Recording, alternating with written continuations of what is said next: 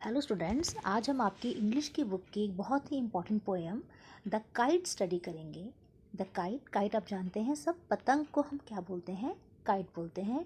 इस पोएम में पोएट ने बहुत ही ब्यूटीफुली एक्सप्लेन किया गया है, काइट उड़ाने के एक्सपीरियंस को पोएट ने एक्सप्लेन किया गया है। All of us like to fly kites, हम सबको पतंग उड़ाना पसंद है। Have you ever try to fly one? क्या कभी आपने पतंग उड़ाने की कोशिश की है? Read the poem about a kite as it flies in the sky. आपको जो पोएम दे रखी है वो एक काइट के बारे में दे रखी है। Read the poem about a kite as it flies in the sky. जब वो काइट आसमान में उड़ती हैं तब वो कैसी नज़र आती है, उसके बारे में आपको इस पोएम में बताया गया है। Now let's start the poem. How bright on the blue is a kite when it's new। एक काइट है, एक पतंग है जो कि आसमान में उड़ रही है। ब्लू पे यहाँ पे ब्लू से यहाँ मतलब है स्काई। आसमान कैसे रंग का है? नीले रंग का है। यहाँ पर ब्लू से मतलब है स्काई, आसमान से मतलब है, इसलिए उसको क्या बोला गया? हमने ब्लू बोला है। और जो पतंग है वो आसमान में उड़ती हुई बहुत ही ब्राइट नज़र आ रही है, बहुत ही चमकती हुई नज़र आ रही है, क्योंकि वो आसमान है बिल्कुल साफ है। Is a kite when it's new। और जो काइट है वो बिल्कुल कैसी है? नई है। पतंग बिल्कुल न्यू है। with a dive and a dip it snaps its tail। with a dive and a dip, dive और डिप का यहाँ पे क्या मीनिंग होता है? जब हम कहीं तैरने के लिए कूदते हैं नीचे को तो हम उसको क्या बोलते हैं? डाइव करना। To go into water with a force, उसे क्या बोलते हैं? डाइव करना। और डिप का मतलब भी पानी में डुबकी लगाना। तो उसी तरह से पतंग भी जो हवा में क्या कर रही है? तैर रही है। इट स्नैप्स इट्स टेल, और अपनी जो पूंछ है उसको, उससे क्या हो रही है? उसकी बहुत ज़्यादा साउंड प्रोड्यूस कर रही है। स्नैप का मीनिंग होता है एक क्रैकिंग साउंड प्रोड्यूस करना, एक आवाज़ प्रोड्यूस करना, उसे हम बोलते हैं स्नैप। तो हवा में उड़ते उड़ते जो उसकी टेल है, पतंग की जो उसकी पूंछ है, वो एक स्नैप्स इट्स टेल, वो अपने एक साउंड प्रोड्यूस कर रही है। Then soars like a ship with only a sail. और सोर का मतलब होता है फ्लाई हाई, और वो बहुत ऊंची उड़ रही है। It is flying high like a ship. जैसे कि एक शिप होता है, पानी का जो जहाज होता है, वो पानी की लहरों के ऊपर ऊंचाई की तरफ जाता है, वैसे ही जो पतंग है वो हवा में ऊपर जा रही है।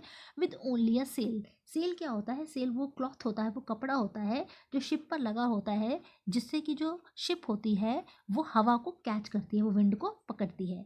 As over tides of wind it ride. जिस तरह से जो शिप होती है वो टाइड्स होता है, पानी की लहरों के ऊपर तैरती है, उसी तरह से जो पतंग होती है वो हवा के ऊपर तैरती है, हवा के ऊपर बस सवारी करती है। और विंड इट राइड्स, जो पतंग होती है वो हवा की लहरों के ऊपर क्या करती है? सवारी करती है। Of the tides of wind it rides. Climbs to the crest of gust and pulls then seems to rest as wind falls. और क्रेस्ट, यहाँ पे जो क्रेस्ट का मीनिंग होता है, क्रेस्ट का मीनिंग होता है जो बहुत ज़्यादा ऊंची जो जगह होती है, जो टॉप होता है किसी चीज़ का, उसे बोलते हैं क्रेस्ट। तो जो बिल्कुल हवा की जो ऊंचाई पर जो पतंग होती है वो क्रेस्ट का मतलब होता है टॉप। टॉप ऑफ द किसी माउंटेन का टॉप हो गया, उसे भी हम क्रेस्ट बोल देंगे। किसी बर्ड का जो सर होता है उसे भी हम क्रेस्ट बोल देते हैं, तो टॉप। तो ऊपर जितनी भी ऊंची जा सकती है वो जाती है। ऑफ गस्ट एंड पुल्स, जो हवा होती है उसको खींचती है, उसमें वो पतंग है बहुत ऊंची जा रही है। Then seems to rest as a wind falls. फिर ऐसा लगता है कि पतंग रेस्ट कर रही है, बिल्कुल क्या हो गई? वो रुक गई, जो उसकी स्पीड है वो बिल्कुल स्टॉप हो गई। एज द विंड फॉल्स, यहाँ पे विंड फॉल का मतलब क्या होता है कि जो हवा है वो, उसकी स्पीड कम हो गई और जो पतंग है वो उड़ना बंद हो गई। When string goes slack you wind it back. और जो उसकी जो धागा होता है पतंग का, जिसको पतंग को उड़ाते हैं, उसे हम क्या बोलते हैं? उसे हम बोलते हैं स्ट्रिंग बोलते हैं। और जब वो स्ट्रिंग स्लैक हो जाता है, स्लैक का मतलब जब वो ढीला पड़ जाता है, जब वो लूज हो जाता है, यू वाइंड इट बैक। ध्यान दीजिए, जो वर्ड है ये वाइंड है, ये विंड नहीं है। ये वाइंड का मीनिंग होता है यहाँ पर उसको लपेट लेना। तो विंड होती है हवा, लेकिन यहाँ पे जो वर्ड है ये है वाइंड। होमोफोन्स है, एक ही वर्ड को दो तरीके से बोला गया है। तो वाइंड इट बैक, आप उसको वापस क्या कर लेते हो? लपेट लेते हो। And run until a new breeze blows. और तब तक उसको लपेटते रहते हो जब तक कि नई ब्रीज, यहाँ पे ब्रीज का मीनिंग होता है, ब्रीज का मीनिंग होता है हवा का चलना। तो जब तक जो एयर, हवा नहीं चलती है, जो एयर है वो ब्लो नहीं करती है, तब तक आप उसको लपेटते रहते हो। And its wings fill and up it goes. और जब हवा चलती है तो मान लो उसके पंख लग जाते हैं, पतंग को हवा मिल जाती है और उसके फिर से जो पंख होते हैं वो हवा से भर जाते हैं। एंड अप इट गोज, और फिर से वो ऊपर की तरफ क्या करने लग जाती है? जाने लग जाती है। How bright on the blue is a kite when it is new. बहुत ही जो काइट है जो बिल्कुल न्यू है वो आसमान में उड़ती हुई बहुत ज़्यादा ब्राइट नज़र आ रही है। But a raggeder thing you never will see when it flaps on a string in the top of a tree. यहाँ पे एक न्यू वर्ड आया है रैगडियर। रैगडियर का मतलब होता है टॉर्न, फटा हुआ। जब उसकी जो पतंग होती है जब वो किसी पेड़ में टकरा जाती है, जब फंस जाती है तो वो फट जाती है, बिल्कुल फटी हुई उसकी हालत हो जाती है। You never will see when it flaps on a string in the top of a tree. जब एक पेड़ के टॉप पर वो फंस जाती है, it gets caught in the top of a tree, एक पेड़ में वो फंस जाती है। It flaps on a string, flap का मतलब होता है फड़फड़ाना, वो उड़ नहीं पाती है, वो निकल नहीं पाती है, वो इट गॉट स्ट्रक, उसमें क्या हो जाती है, वो फंस जाती है, वो फट जाती है और बहुत ही पुअर लुक हो जाता है जिसे कोई भी पसंद नहीं करता। You never will see, you never will see मतलब you will not like it, तुम उस लुक को पसंद नहीं करोगे। अभी तक तो जो काइट थी वो बिल्कुल न्यू थी, वो एक ब्राइट थिंग थी, लेकिन अब वो क्या होगी, एक रैगडेड थिंग होगी। रैगडेड थिंग मतलब एक फटी हुई, एक टॉर्न, एक बहुत ही टैटर्ड उसकी कंडीशन हो गई है। इस तरह से जो पोएट है हमारे वो है हैरी बेन, उन्होंने बहुत ही ब्यूटीफुली एक्सप्लेन किया है एक काइट किस तरह से आसमान में उड़ती है और किस तरह से एंड में वो एक ट्री के टॉप पर आकर फंस जाती है। और यहाँ पर हमारी जो पोएम है वो कंप्लीट हो जाती है। उसके बाद आपको इस पोएम के बाद कुछ वर्किंग विद द पोएम में कुछ आपसे क्वेश्चंस पूछे गए हैं।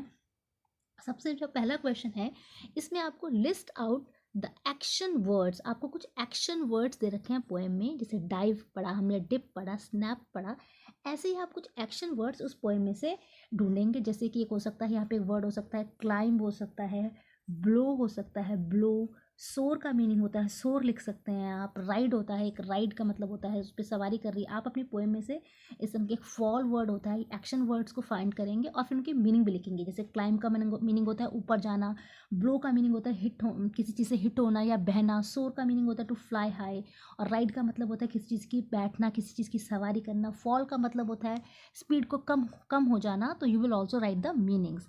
उसके बाद सेकंड क्वेश्चन में बोल रखा है read these lines from the poem. अब इन पोएम की कुछ लाइन्स दे रखी हैं, इसे आपको पढ़ना है। Then soars like a ship with only a sail. इन लाइन्स में क्या खास बात है, is this the movement of the tailless kite is compare to a ship. इसमें जो टेललेस, जो एक काइट है जिसकी पूंछ नहीं है, उसकी मूवमेंट को शिप से कंपेयर किया गया है with a sail. This is called a simile. इस तरह से जब हम कहते हैं ना उसकी तरह वो लगता है, लाइक वो बिल्कुल रोज़ की तरह लाल है, रेड लाइक अ रोज़, कोयले की तरह बिल्कुल वो काला है, coal black as a black like a coal. तो इस तरह की जो चीज़ें होती हैं उन्हें हम बोलते हैं सिमिली। सिमिली का मतलब होता है, सिमिली का मतलब होता है हम दो चीज़ों को कंपेयर करते हैं। कैन जस्ट व्हाट और हु द फॉलोइंग एक्शंस में बी कंपेयर टू। अब आपसे पूछा है, कुछ एक्शंस दे रखे हैं और आपसे पूछा है कि आप इनको किस से क्या कर सकते हो, कंपेयर कर सकते हो। जैसे कि सबसे आपको पहला दे रखा है ही रन्स लाइक अ, वो किसकी तरह दौड़ता है, तो दौड़ने के लिए क्या वर्ड लिख सकते हो, विंड लिख सकते हो, हवा की तरह दौड़ता है, वो बहुत तेज चलता है, he runs like a wind. आप कुछ और भी अपने आप भी लिख सकते हो। ही ईट्स लाइक अ, वो किसकी तरह खाता है, जो बहुत ज़्यादा खाता हो, he eats like a horse, घोड़े की तरह वो खाता है। या यहाँ पे रन्स लाइक में भी आप हॉर्स लिख सकते हो, वो घोड़े की तरह दौड़ता है। ही शी सिंग्स लाइक अ, वो किसकी तरह गाती है, तो एक बहुत ही पक्षी होता है बुलबुल, जिसको इंग्लिश में हम क्या बोलते हैं, नाइटिंगेल, तो नाइटिंगेल लिख सकते हैं आप, या बर्ड लिख सकते हैं, बर्ड की तरह गाती है। इट शाइन्स लाइक अ, वो किसकी तरह चमकता है, वो तारे की तरह चमकता है, शाइन्स लाइक अ स्टार लिख सकते हैं, या आप डायमंड भी लिख सकते हैं। इट फ्लाइज लाइक अ, किसकी तरह उड़ता है, बर्ड की तरह उड़ता है, it flies like a bird, या फ्लाइज लाइक अ काइट भी आप लिख सकते हैं। तो आपको एक नया वर्ड आपने सीखा सिमिली। इन सबको क्या बोलते हैं, जब हम लाइक का इस तरह से किसी को कंपेयर करते हैं तो उसको बोला जाता है सिमिली। इस तरह के जो आपके जो इंपॉर्टेंट दो क्वेश्चंस हैं वर्किंग विद अ पोएम के, ये हमारे डिस्कस हो गए। उसके बाद आपको क्वेश्चन नंबर जो थर्ड है उसमें बोल रखा है try to make a kite with your friends. अपने दोस्तों के साथ मिलकर एक काइट बनानी है, कुछ चीज़ों को कलेक्ट करना है, colourful paper, newspaper, thread, glue stick, और इससे आप एक काइट बनाएंगे and you can also fly it, आप उसे उड़ा भी सकते हैं। या बच्चों को एक एक्टिविटी दे रखी है। इस तरह से जो हमारी पोएम है द काइट, उसका जो एक्सप्लेनेशन है वो कंप्लीट हो जाता है। द काइट पोएम आपका